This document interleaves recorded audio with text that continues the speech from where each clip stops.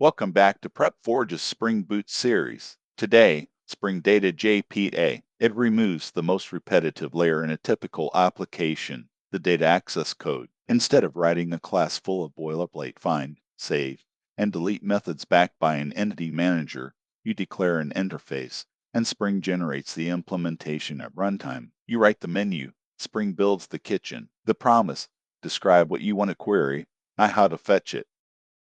You extend JPA repository with your entity and ID type and immediately inherit the full CRUD set, save, find by ID, find all, delete, plus sorting and paging. For more, derived query methods let you express a query in the method name, find by email, and active true parses into the corresponding query automatically. And when the name would get unwieldy, drop to an explicit query with JPQL or native SQL. At startup, Spring scans these interfaces, creates proxy implementations, and registers them as beans. And because it sits on JPA and Hibernate, you still get the persistence, context, and dirty checking. Modifying a managed entity inside a transaction flushes the change without an explicit save. Here's where senior candidates separate from juniors, awareness of the leaky abstraction underneath. The headline issue is the N+1 query problem.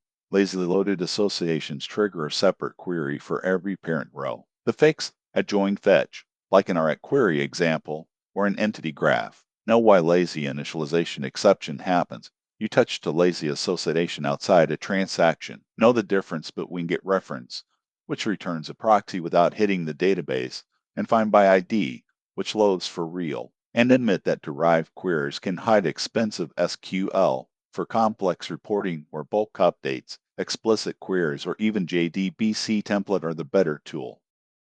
That's Spring Data JPA, interfaces in, implementations out, and the N+1 awareness that proves production experience. Next up, JDBC template versus JPA, choosing the right tool. Like, subscribe, and practice at PrepForge.net.